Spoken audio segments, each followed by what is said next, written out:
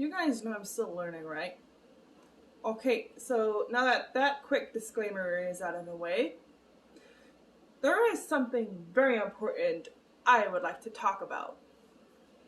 Hi, my name is JackxGrenier, debut author of the cyberpunk mystery novel that should be coming out this coming fall of 2022. And everything is going according to my evil plans. Today I'm going to talk about something so important, so mind-blowing, so I forgot any other descriptive word that has to do with the mind.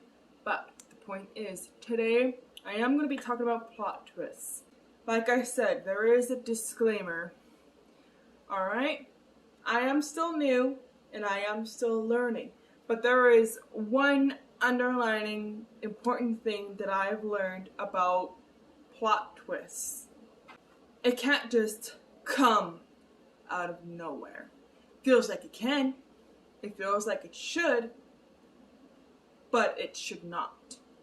Now, I've read a book.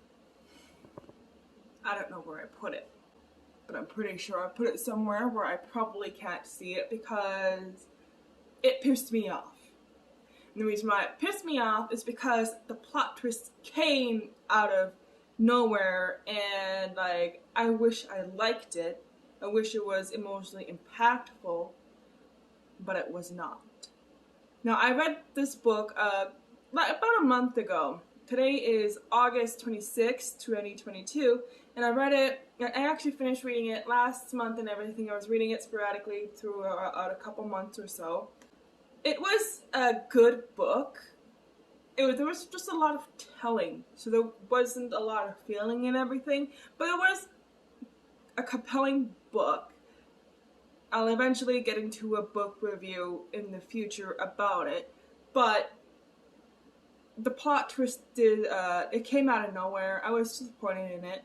So I'm going to use that book as an example of how to not do a plot twist. The plot twist, I feel like, should be emotionally devastating or emotionally impactful.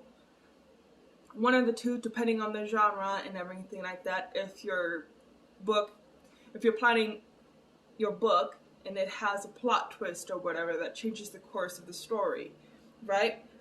So your book should have a plot twist that does not come out of nowhere like that. And two, it should definitely affect the story and your main protagonist. That is what I've learned for sure. You should also foreshadow it somehow in the first act or a first half of the second act at some point in there. Probably somewhere around like the bad guys close in story beat. Now that story beat came from Save the Cat Writes a Novel. Now I will eventually get into that, but for now we'll just talk about the plot twist. You should foreshadow it somehow, right? Just like you foreshadow the character arc in the first act for the main protagonist from the secondary character, you know? Like you plant a seed, a positive or negative seed, if you will. But like the other seed that you should plant for the plot twist later on down the line, it should be something else. Like say, for example, say you're writing a mystery novel and coming close to the climax, there is a brand new character. You've never heard of this character at all in the beginning of the book or mid-section or anything else. It's just like in the last several chapters of the book, the character talks to them a couple times and it's just like, okay, you know, I'm fine, whatever. And then the character discovers, oh geez, hold on, this person committed the murders. This person is the serial killer. And it's just like, okay, that's great, but what? There was no foreshadowing. There was no nothing. don't write your plot twist that way. That's an example of how not to write a plot twist. How that story could have been done is that the character could have been around sporadically a little bit, presence once in a while, once every few chapters, in and around the vicinity of the protagonist, like, so hey, how are you, and stuff like that. That's how it could have been, and like you should have like been able to like plant seeds, but no, like the first example is just simply not how you write a plot twist. Or like even if the plot twist like somehow comes out of nowhere and the person is just like referenced in zero part of the novel. Again, like someone stole the inheritance and you just like have no clue on who it could be. This person could have zero connected to the family or friends or whatever, and all of a sudden, boom, it was him or her, you know? Like that's not cohesive. That's not how you write a plot twist. I wish this video was like how to write a plot twist, but it's more like a how to not write a plot twist video. One of the things that I've learned too in my own research as well, the ones that were more emotionally impactful, I can't forget, and I want to go back and reread some of those novels so that I can understand how in the world I even missed it. Like, was there a foreshadowing line? Was there a piece of evidence that they found that they completely forgot about? Like, was there this? Was there that? I gotta know. This is a mystery that I would like to solve. How should I have known that this guy was the guy? Or this girl was the girl? Or how should I have known that this person was the accomplice?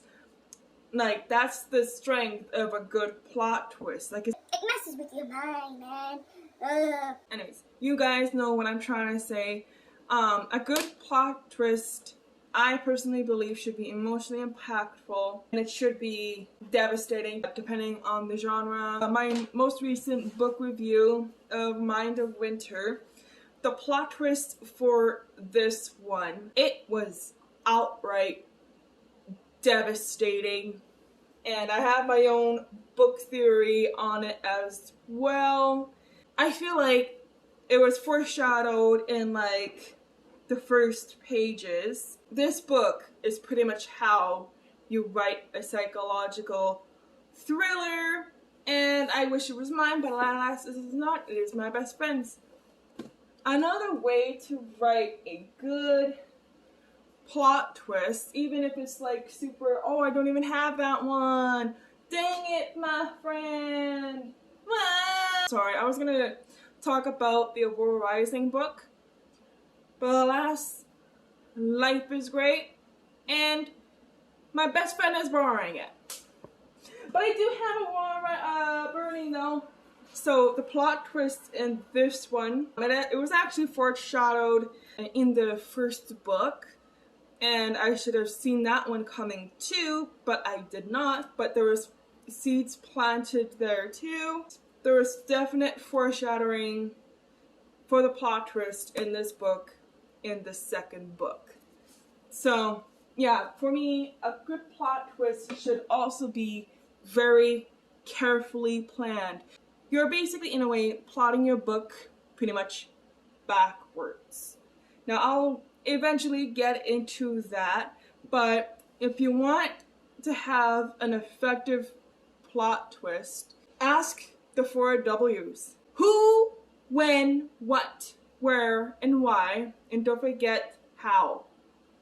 Ask those 6 questions when plotting your plot twist. That's from what I've learned about writing plot twists. As you guys know, with like these plotting and outlining videos, whatever I learn, I convey to you guys, because what if what I've learned helps you guys, right? Now, I've learned this while writing the first book and writing the second book. It was quite a trek. It was a battle and a half, and I feel like the plot twist in the second book, I'm gonna get outright hated for it, but it's my story, and you guys can deal with it.